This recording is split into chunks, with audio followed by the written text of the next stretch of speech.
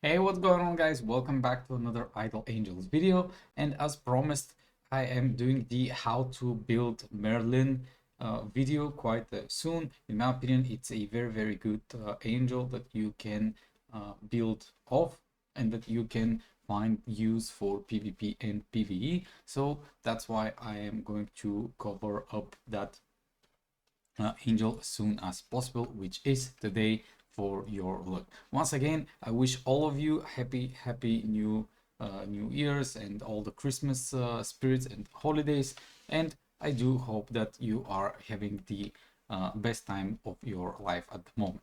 So without any delay, let's just go throughout how and what I have found out for Merlin. But before that, just a small information. Here on the bottom, you can see it's the table of how many scrolls you need in order to level up or reach a certain amount of stars of a angel. Here you can see the SSR all the way to MR level, and here on the right is the total sum amount.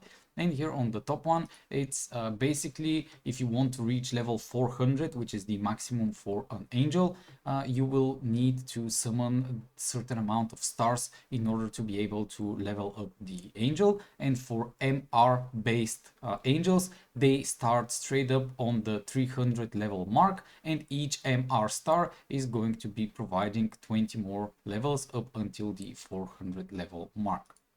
Now, when it comes to Merlin, I thought a lot about it, and in my opinion, if you are building Merlin for PvP, you will definitely want to get the MR1 so you can cast that divine protection to your team. Then you will want to max out the incarnation level and go all in on the MR. Why is that important? Because in PvP, if you don't have the maxed out angels, you're not using the maximal potential of the angel. Just that's just how PvP works, sadly. But for PvE, it's quite a different thing, because for PvE, some levels of the angel are just not useful. For instance, on PvE, your angels will always get one shot, so no matter what you do, unless they have death evasion, they will just die, which means stats have almost no priority unless based on that stats they provide more damage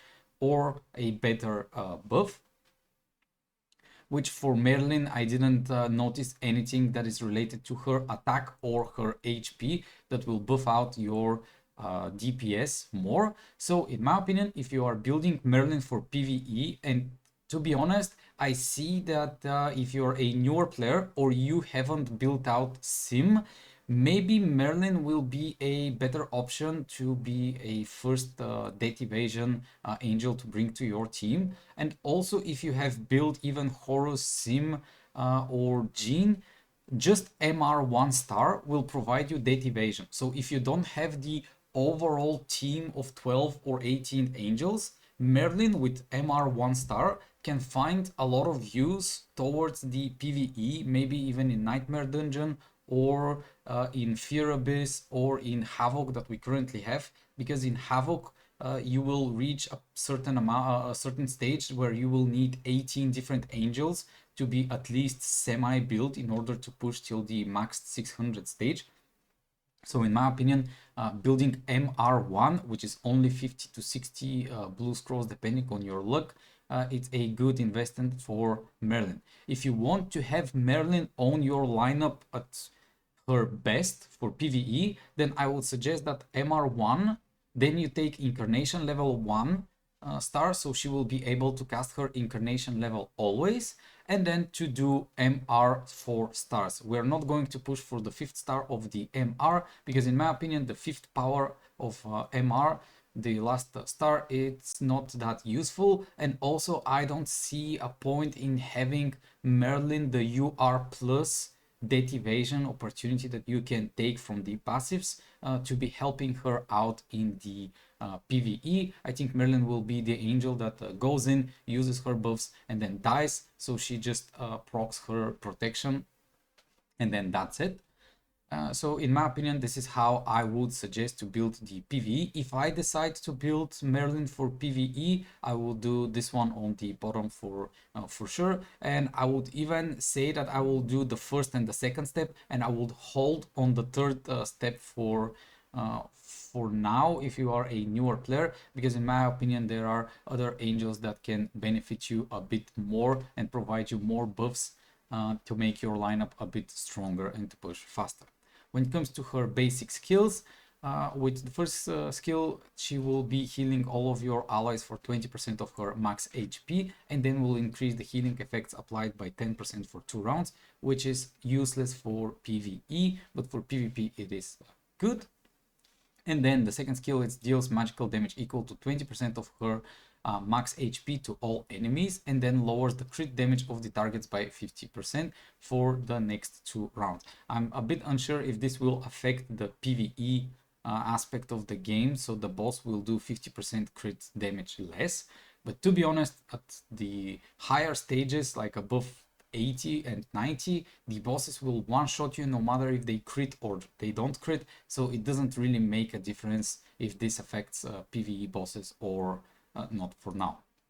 When it comes to the UR plus powers, I kind of suggest that everything is related towards the HP stuff and some speed if you are going for the PvP aspect of the game with Merlin. But overall, this is the stuff that I will use, with the small exceptions that Law of Revenge and Law of Eternity, it could matter to a difference depending if you just need Merlin to survive a bit more, or you prefer Merlin to pop her death evasion and then die, dealing 10% of her max HP to the all enemies.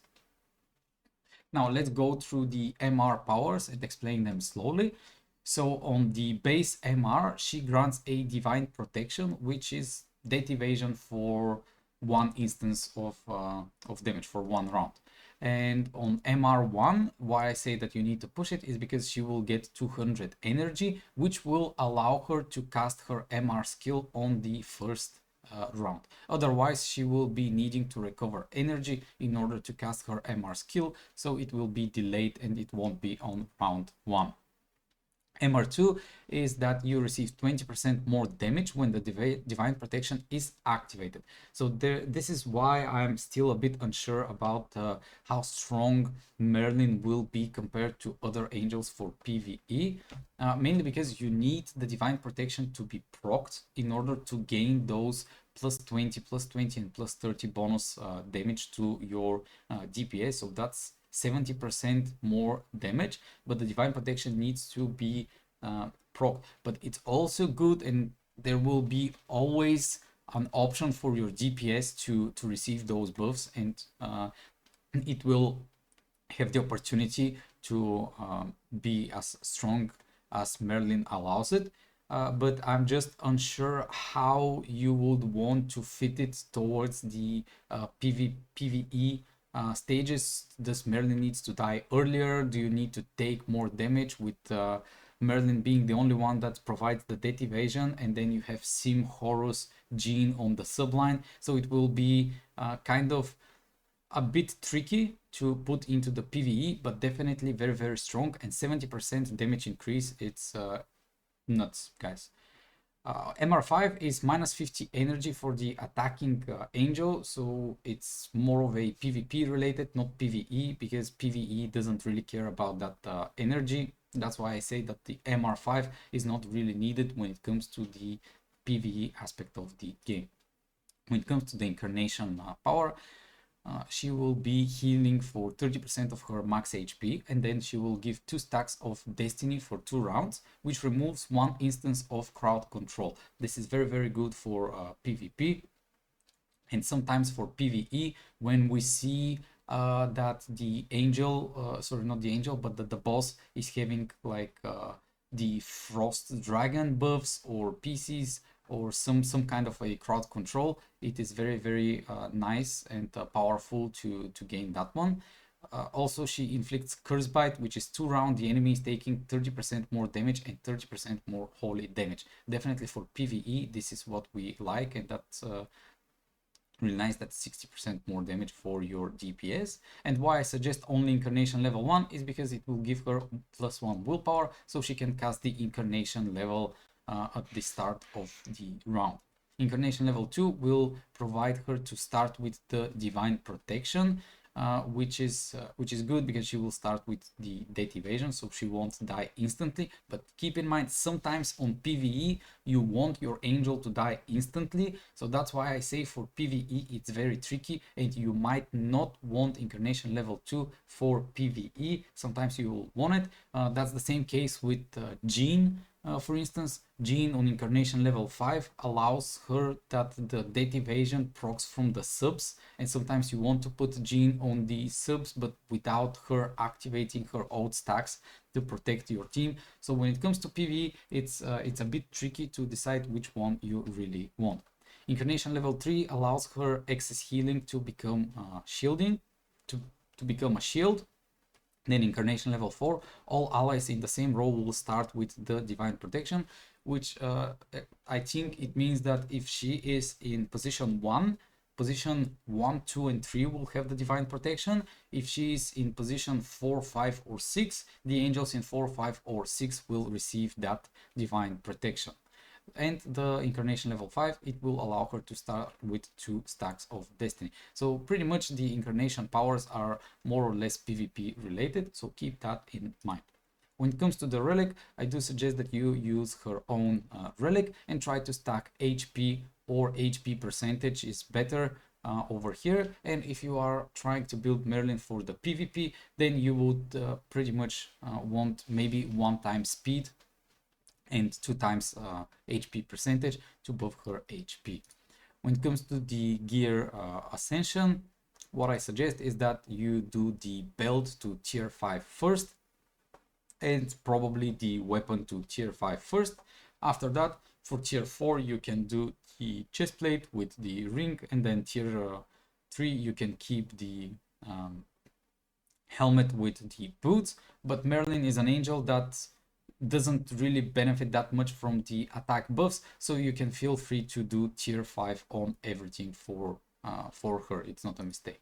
When it comes to the artifact, of course, it's the HP with the damage reflection, and then the other, I don't really think it will make that big of a difference on the way that you upgrade it, but this is something that I suggest that you do to almost all of the angels. For now, you have seen that I suggest those 3 at the beginning. I just rotate them depending if they're attack or HP based angels. When it comes to the wardrobe, kind of the same thing. You want the max HP and the endurance to be maxed out, and the rest, it's kind of not really that big of a difference which one you will max out first. When it comes to the gems, I'm sorry, I have moved them wrongly, but what you want is the HP, then the defense gem, then the attack gem, and then the defense penetration gem. And on the special gem that you build from Illusion Corridor, what I suggest is that you could use the Void Shadow, or you can use the Reflect gem if you want to build a max HP Reflect kind of build. And then definitely you will want to get the max HP as a trade, and then you can fill the 4 rest spots with healing effect. Will be good for PvP because that will buff up the shield that she will provide to your team. Buff received is always nice to get on all of your angels, and then speed if you are considering going for PvP. When it comes to the affinity and fate, try to get to 2000 affinity in order to marry the angel, so you can unlock all of the fates over here for Merlin.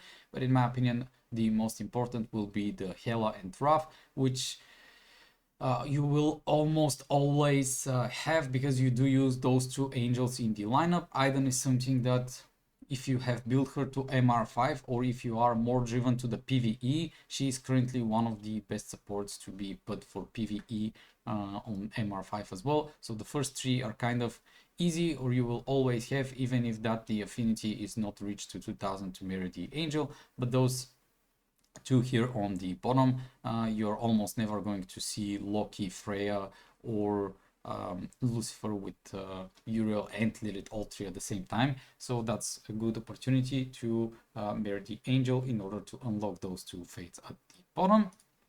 And lastly, when it comes to the pet, from the free-to-play pet, I do suggest the Celestial Light.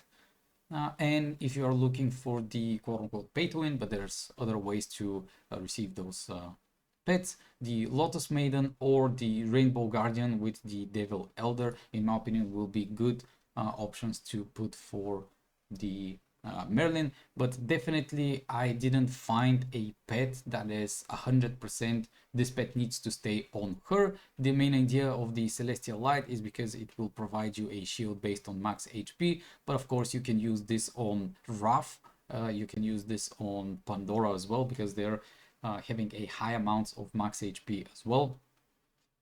So overall this will be it for the pets. I think this is the guide. This is what I had to say about Merlin. In my opinion, she is a good support, and it's quite cheap to get the MR1, considering that we receive her base copy for free.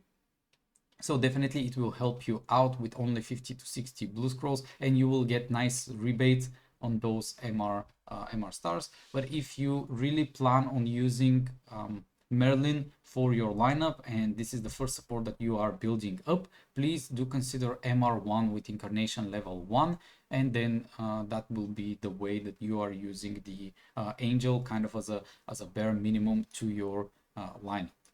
Thank you all for watching. If you have any questions, don't hesitate to put them down in the comments, and I'll see you on the next one.